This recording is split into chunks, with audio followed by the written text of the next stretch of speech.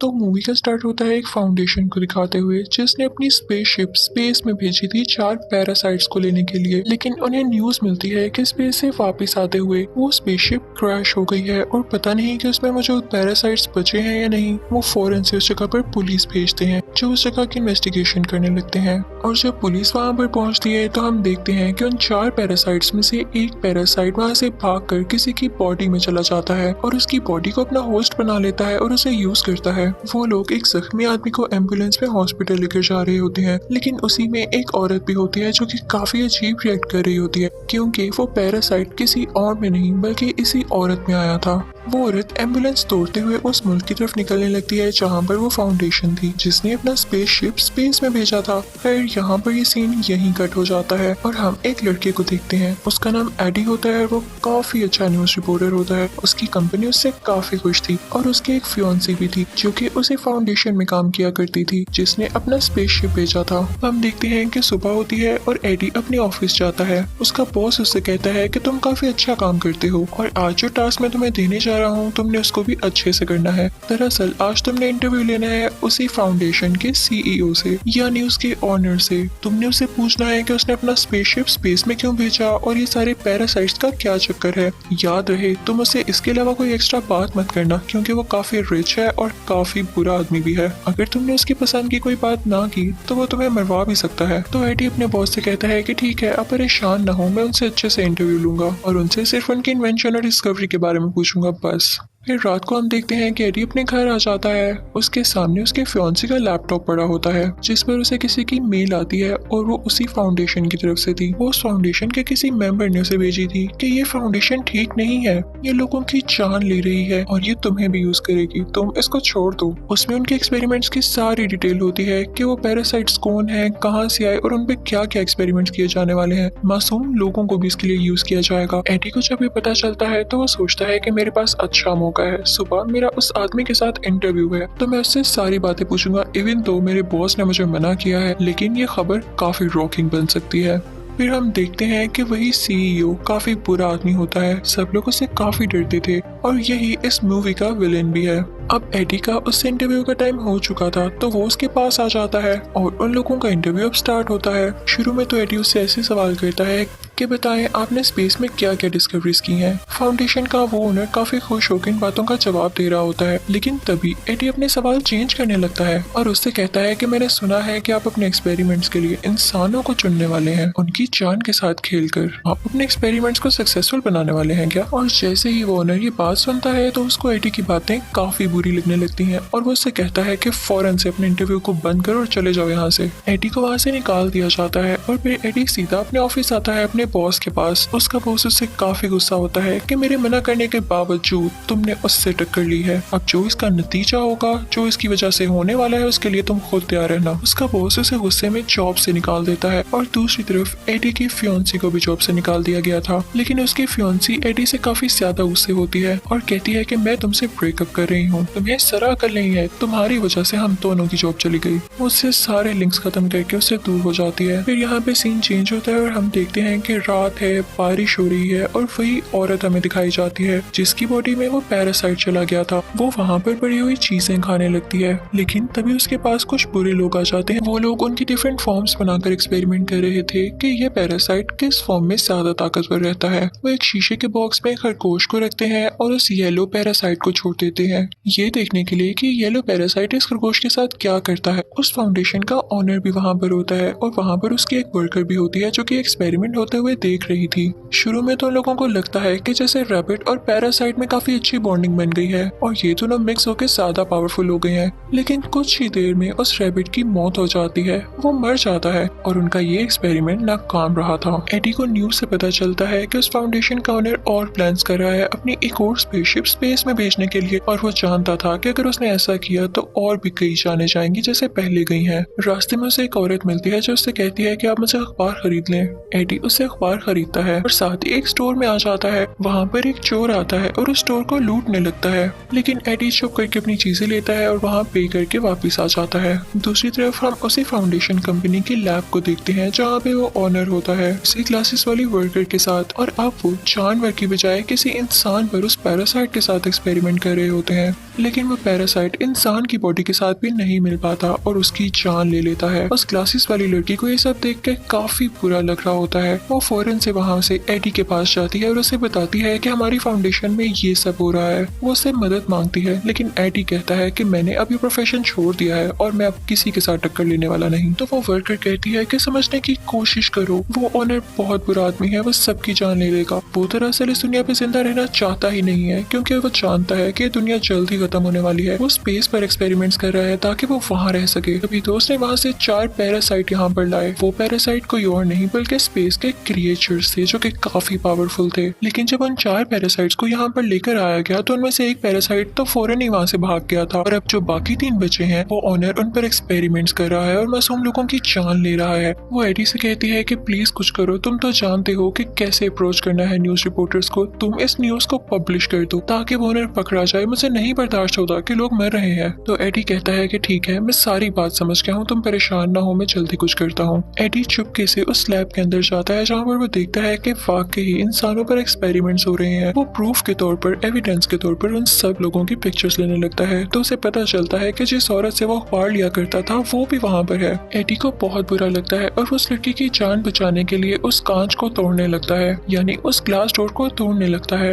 वो लड़की वहाँ से बाहर आ जाती है, लेकिन वो उसी पैरासाइट से जुड़ी हुई थी। वो पैरासाइट उस लड़की की बॉडी छोड़कर एडी की बॉडी में आ जाता है और अब एडी की बॉडी पर उस पैरासाइट का असर होने लगा था। सारे गार्ड्स एडी के पीछे लग जाते हैं और एडी वहाँ से भागने लगता है, लेकिन वो इतना तेज भाग रहा होता है कि कोई भी नॉर्मल इंसान में से भाग नहीं सकता। इसका यही मतलब था कि पैरासाइट ने उस पर यह असर किया था। वो एक जंगल की तरफ भाग जाता है और काफी ऊंची ऊंची जंप्स लगाता हुआ एक दरख्त पर चढ़ जाता है और गार्ड से अपनी जान बचाता है। जब सब लोग वहाँ से चले जाते हैं तो एडी अपने घर आ जाता है और घर आकर पानी पीने लगता है काफी ज्यादा। उसके घर में जो भी सामान पड़ा हुआ था वो उसे खाने लगता है। उसकी भूख जैसे मिट ही नहीं रही थी, लेकिन उसे वॉमिटिंग होने लगती है। फिर उसका दिल काफी खराब हो रहा था और उसकी बॉडी में चेंजेस आ रहे थे। यहाँ तो उसकी शक्ल भी बदलने लगी थी, जिसे देख के वो काफी परेशान हो रहा था। उसे कुछ नहीं समझ आता तो वो परेशानी में अपनी फियांसी को कॉल करता है। तो उसकी फियांसी कहती है कि मैं तुमसे हर लिंक खत्म कर चुकी हूँ और मैं अब किसी और के साथ हूँ। लेकिन एडी फिर भी जिद करता है उससे मिलने की और फिर उससे रेस्टोरेंट में मिलने जाता है। वो रेस्टोरेंट में मुझे सारी चीजें खाने लगता है, लेकिन कहता है कि मुझे इसको खा के एनर्जी नहीं मिल रही,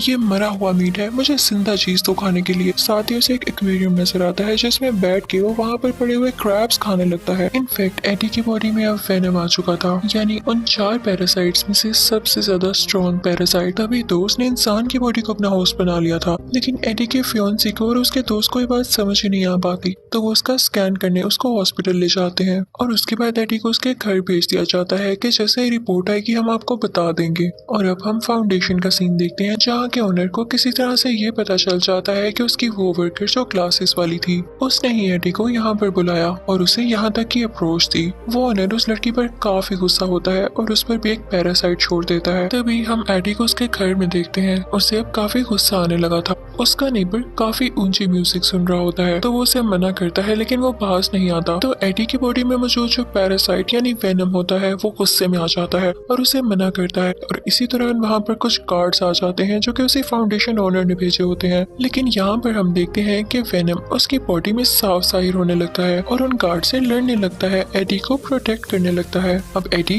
काफी ज्यादा पावरफुल हो चुका था, लेकिन वो गार्ड्स फिर भी उसका पीछा नहीं छोड़ते। तो एडी अपनी बाइक पर वहाँ से चला जाता है और उसकी तेज स्पीड, सारा कुछ ये फुटेजेस वो ओनर भी देख रहा था। तो वो अपने लोगों से कहने लगता है कि देखा मेरे डिस्कवर किए गए पैरासाइट ने कितनी तरक्की कर ली। फाउंडेशन का ओनर उसके पीछे और गार्ड्स लगा देता है और जब एडी उनसे बचते हुए अपनी बाइक पर ऊंची सारी जंप लगाता है तो वो गिर जाता है। उसकी काफी हड्डियां टूट चुकी थी, लेकिन अब वेनम की बॉडी उसकी बॉडी के बाहर आ जाती है जो कि कवरिंग बना लेती है, एक ब्लैक कलर की कवरिंग, और उसको एडी की बॉडी को बचाती है। इसके बाद एडी यानी वो वेनम उन गार्ड्स को खाने लगता है और पानी में से होता हुआ एक जगह पर आ जाता है। एडी उस वेनम से पूछता है कि तुम मेरी बॉडी में क्यों आए हो। वो दोनों सरप्राइजिंगली एक दूसरे से बातें कर सकते थे। तो वेनम उसे बताता है कि मेरा घर स्पेस है जहाँ से मुझे यहाँ पर लेकर आया गया और फिर मुझे तुम्हारी बॉडी मिली। मुझे लगता है कि तुम काफी अच्छे होस्ट हो और मैं तुमसे रिक्वेस्ट करता हूँ कि मुझे मेरे घर यानी स्पेस में वापस भेज दो। अब एडी के पास वो सारे एविडेंस होते हैं जो उसने पिक्चर्स क्लिक की थी उस फाउंडेशन में कि लोगों के साथ कितना जुल्म हो रहा था। वो अपनी कंपनी जाता है ये बताने के लिए, लेकिन उसका साथी उसे अंदर ही नहीं आने देता।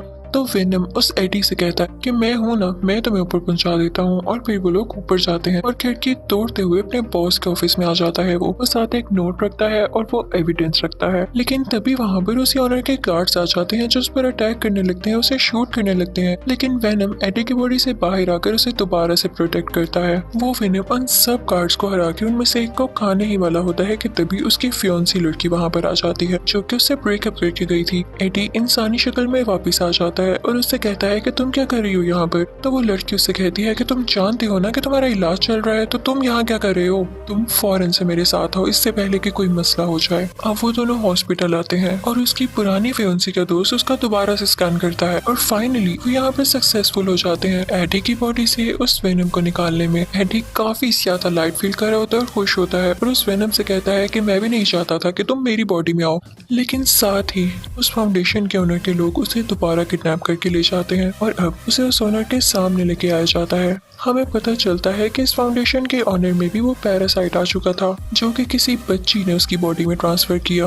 वो ओनर एडी से कहने लगता है कि तुम्हारी बॉडी में जो पैरासाइट है वो मुझे दे दो। तो एडी कहता है कि वो तो थोड़ी देर पहले मेरी बॉडी छोड़ के गया है और वो मेरे पास नहीं है, कहीं और है, उसे ढूंढ लो जाके। तो वो ऑनर कहने लगता है कि मुझे गुस्सा मत दिलाओ, मैं भी एक पैरासाइट में बदल सकता हूँ। और साथ ही वो एक मॉन्स्टर टाइप पैरासाइट में बदल जाता है जो कि इस मूवी में दूसरा मेन पैरासाइट था। तो एडी कहता है कि प्लीज मुझे इससे मत डराओ और तुम्हें इस पे इतना मान है ना, थोड़ी ही देर में तुम भी थक जाओगे इससे, ये तुम पे अपना पूरा कंट्रोल करेगा।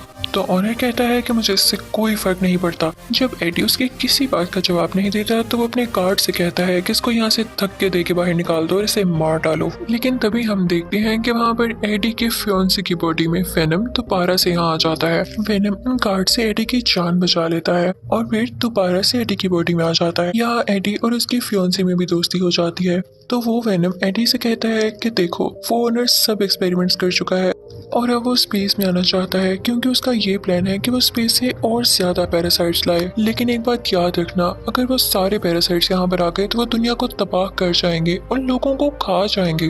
अब ओनर अपने फाउंडेशन में दूसरा स्पेसशिप लॉन्च करने की बातें करने लगता है। सारे वर्कर्स उसे समझाने लगते हैं कि वहाँ जाना अभी किसी खतरे से खाली नहीं हो सकता क्योंकि सारे पैरासाइट आपके खिलाफ हो चुके हैं और तो लोग भी आपका साथ नहीं दे रहे। तो ये बात सुनकर वो वहाँ पर मौजूद सारे वर्कर्स को मार देता है और खुद ही वो स्पेसशिप लॉन्च करने लगता है। लेकिन तभी वहाँ पर वेनम भी आ जाता है और उन दोनों में काफी ज्यादा लड़ाई होती है क्योंकि वेनम नहीं चाहता था कि ये ओनर उसकी दुनिया पर जाकर कब्जा करे और उसके साथ ही पैरासाइट्स को यहाँ पर लाए। और यहाँ पे हम देखते हैं कि वो ओनर काफी ज्यादा स्ट्रॉन्ग हो जाता है और वेनम यानी एडी को वहाँ से मारकर स्पेसशिप के अंदर चला जाता है। लेकिन वेनम मर कैसे सकता था, वो एडी की बॉडी में दोबारा आता है और उसे स्पेसशिप की तरफ जंप करता है। जिस चीज से उस ओनर ने एडी पर अटैक किया था वो उसी वेपन से उसे स्पेसशिप को डैमेज कर देता है जिससे उसका सारा फ्यूल नीचे गिरने लगता है और वो स्पेसशिप ब्लास्ट कर जाती है। तो यहाँ पर हम देखते हैं कि वो ओनर मर चुका होता है और वेनम ने भी अपनी जान कुर्बान कर दी थी एडी को बचाने के लिए और एडी गिर जाता है अब पानी में। अगले दिन हम देखते हैं कि एडी और उसकी पुरानी फियोंसी बैठ के बातें कर रहे होते हैं कि तभी उस फियोंसी को एडी की बॉडी से वेनम की आवाज आती है। तो वो कहती है कि एडी वेनम अभी भी जिंदा है। तो एडी उसे कहता है कि नहीं वो तो किसी और की आवाज थी। तो यहाँ हमें ये पता चल पाता है कि वेनम साहिब अभी भी जिंदा थे। उसके बाद एडी वहाँ से उठ जाता है और फिर चुपके से वेनम से बातें करने लगता है। कहता है कि देखो अब तुम मेरी दुनिया में रह तो रहे हो लेकिन किसी को ये पता ना चले कि तुम वाकई यहाँ रहते हो और कुछ रूल्स हैं जो कि तुम्हें फॉलो करना होंगे, जैसा कि तुम इंसानों को नहीं खाओगे, सिर्फ पूरे इंसानों को खाया करोगे और वो भी कभी कभी, करो प्रॉमिस। तो वेनम कहता है कि एडी बुरे लोग कौन से होते हैं बताओ मुझे। तो एडी कहता है कि ऐसे लोग जो दूसरे लोगों का दिल दुखाते हैं और उनके साथ बुरा करते हैं। तभी वहाँ से वो लोग एक स्टोर में जाते हैं और देखते हैं कि स्टोर को एक और आदमी लूटने आया है और ये देख के वेनम एक्टिवेट हो जाता है और उस रोबर को यानी उस चोर को खा लेता है, जैसे कि एडी ने कहा था कि तुम सिर्फ बुरे लोगों को खा सकते हो। उसके बाद हम देखते हैं कि सब कुछ नॉर्मल हो जाता है और एडी फिर से अपनी पुरानी जॉब पर आ चुका था यानी न्यूज रिपोर्टर बन गया था और अब वो एक बहुत बड़े सीरियल किलर का इंटरव्यू ले रहा था। और इसी के साथ ये मूवी यहीं पर एंड हो जाती है। Thank you for watching.